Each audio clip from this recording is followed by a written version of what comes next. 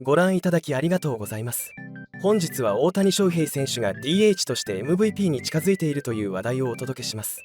驚異的な成績で注目を集める彼の活躍、皆さんはどう思いますか？ぜひコメントで教えてくださいね。今回はこちらの話題を詳しく解説している番組の翻訳をお届けいたします。それではご覧ください。No Muncy, no Mookie Betts. That's why Shohei Ohtani continues to lead off, and he's excelled in that spot. Ohtani hammers this ball in the air to straightaway center field. Did he get enough? He sure did! Shohei Ohtani to dead center field. Dodgers take the lead. His National League leading 26th is a majestic sky-scraping blast to center in San Francisco. It's 5-4. Way outside, ball 4. That'll load him up. There's Bob Melvin coming out of the dugout. But who would you rather pitch to, even though bases loaded? Ohtani or Will Smith? Right. Smith is 3 for his last 40. Rojas dancing up that line as the 1-2 comes home. It's a roller to short. Won't be an easy play. Ahmed triggers quickly. Safe at first. The Dodger catcher legs out an infield hit, and the game is tied at 5. One of the best in these situations. The payoff. Ball 4, and the Dodgers take the lead. They've responded to the Giants' 4-run third with a 4-run fourth, and it's 6-5 LA. 2 outs for Wisely. Wisely, this is a left-on-left for him, and not an easy assignment. Off the end of the bat into shallow center field for a base hit. Chapman heads home. Pages' throw not in time, and it's tied at 6.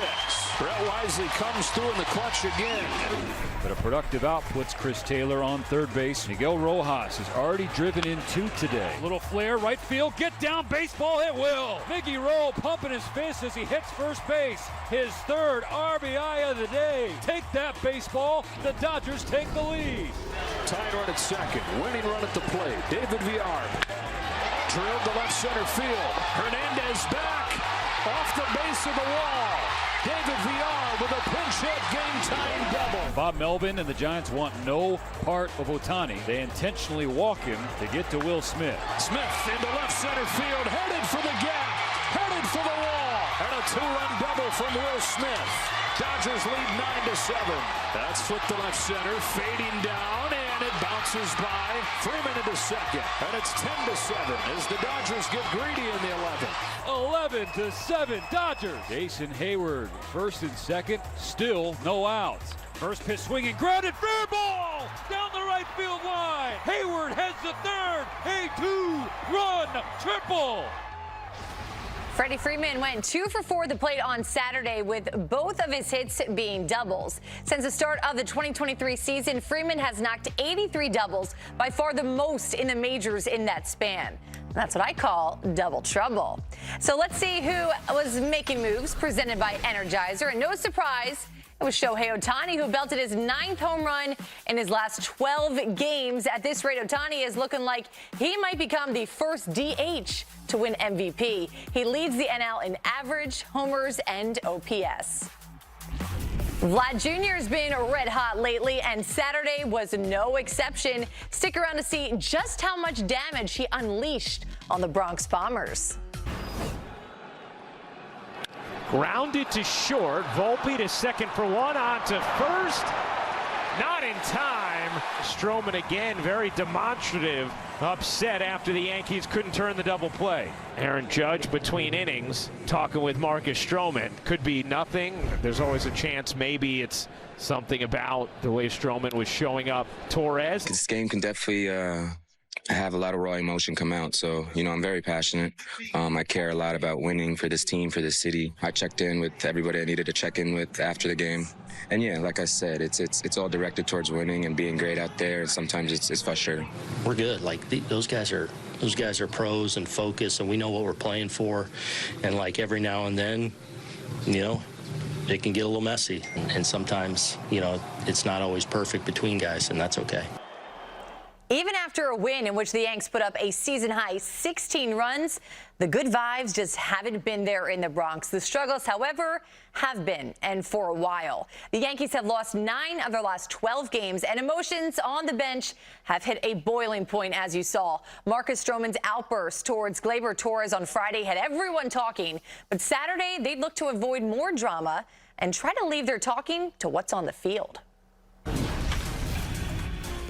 We just got word of some concerning news. Juan Soto, a late scratch.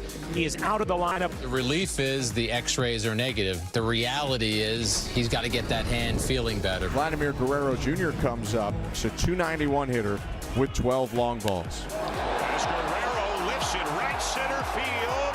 Gone! He has done it again. And the roll continues for Vladdy. So here's Alejandro Kurt. Runners on first and second, 1 out, 2-0 Blue Jays.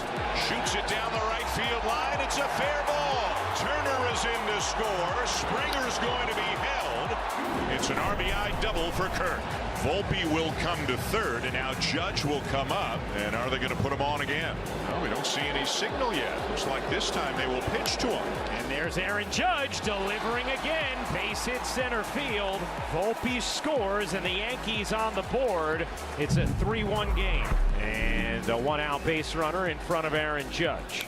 Ooh, off of Bassett. And it looks like it is starting to swell already. Looks like it got him on the forearm. But he's going to stay in this game, and he's an ultra-competitive guy. And, you know, the last thing he wants to do is to have to leave this game in the first inning. But somehow he stays out there all afternoon. What an effort. Comes right back. And we saw him heavy with that sinker early in this ballgame. He slowly strayed away from it a little bit. As good a pitch as it is for him, the cutter and curveball were excellent as well. It's 5-1 Blue Jays. Vladimir Guerrero Jr. coming up, and the bases loaded. There are 2 outs. This is bounced fair down the line.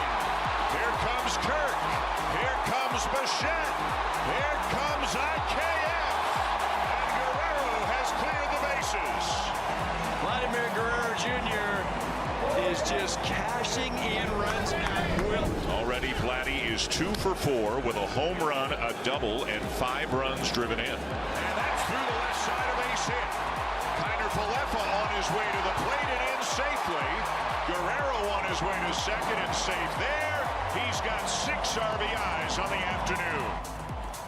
The Yanks' struggles continued in large part because of Vlad Guerrero Jr., who became just the 3rd player since 1920 with multiple hits and multiple RBI in 6 straight games. We all know Hall of Famer Tony Perez from the Big Red Machine, and for you kids out there, Walt Dropo. He was a Rookie of the Year for the Red Sox in 1950. 21-year-old rookie Jackson Merrill has blossomed into a star over these last few weeks. Saturday, he blasted his 9th home run in his last 16 games. Merrill leads NL rookies in virtually every offensive category, making him one of the favorites for Rookie of the Year. That is, unless a pitcher takes the award, and Paul Skeens just might be that pitcher. Skeens has been incredible to start his young career. In his last start, he gave up a home run to the first batter he faced, and then gave up nothing else in 7 innings against the Rays. Something similar was in store on Saturday. 1 ball and 1 strike to Kelenic, hitting a .278, lefty batter with 8 home runs.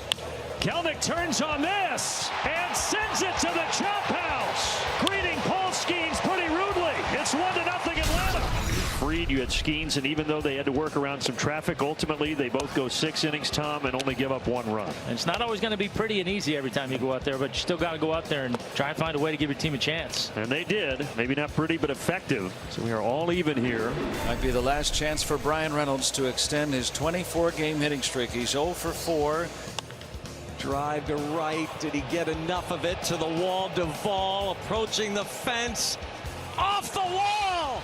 He's got the hit streak at 25. Brian Reynolds triples to extend his hitting streak to 25 consecutive games. 2 outs. Riley at first. 1-1 tie. Chapman ready the pitch. Swing and a miss. He struck him out. 103 miles an hour from Aroldis Chapman, who becomes the all-time relief strikeout leader among lefties in baseball history. Into the top of the 10th inning. It's a 1-1 ball game. New pitcher for the Braves is right-hander Daysbel Hernandez. That'll bring up Brian Hayes, who's had another good day. Infield will come in. Up and in into the backstop. It comes back to Travis, and the tag at the plate is not in time. The Braves want another look at it. I thought he got the tag on the helmet before he got to the plate. Did you? Oh, my goodness. They may have gotten him. Upon review, the call in the field's overturned. The runner. And a wild pitch turns into Atlanta's best friend, making good plays.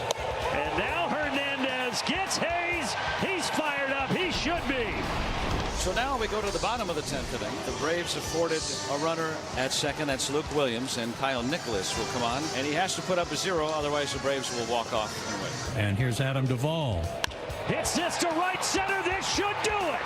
It will do it.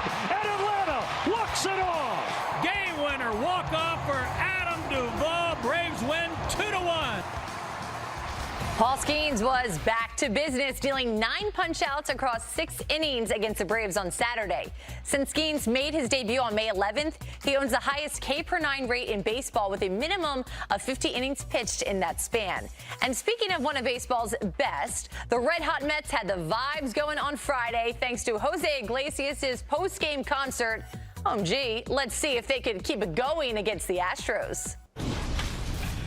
Mets trailing the Astros 1-0. That's of a leadoff base runner in the second. Valdez is having a hard time right now early. And it's hit sharply, but right at Altuve, and he boots it. Last night it was a big error by Alex Bregman that opened the door. And the door is ajar once again. And Iglesias taps one slowly. Valdez scoops it home, and he throws it over the catcher. A foolish play by Valdez, who had no chance to get Taylor at the plate. And the Mets tie the game 1-1. Here's his. Now a ground ball through the hole by Bader. That'll get the run in. Mets go in front 2-1. Brandon Nimmo hits one in the air. Over comes Alvarez on the run. Reaches out, can't get it. And the Mets have a 3-1 lead. So now 2 out, 2 in scoring position for Alonso. And Alonso bangs one into center for a base hit. 5-1 New York. Here's Vientos, who hit the ball that went through Altuve. They got the Mets going. That's a long fly ball to center. Myers looks up at the wall, and it's out of here, into the block. 6-1 New York. But here we are, runners on first and second, 1 out for Pena. That ball's hit well down the left field line. A 2 RBI double, and the Astros back within 3 at 6-3. Now he's in scoring position for Big John. There's a base hit into left center field. That'll make it a 6-4 game. Back within a couple of runs. Here we go. Altuve with the bases loaded. This is the key moment in this game. Yep. That gets by the catcher Alvarez. Here comes Myers. He'll score. It's a 1-run game. 6-5. Inside, ball 4. 4th walk of the inning. And the Astros have the bases loaded again. Base hit right field. 2 runs are going to score. Astros take the lead. They have seen the Astros score 3 runs on 1 hit.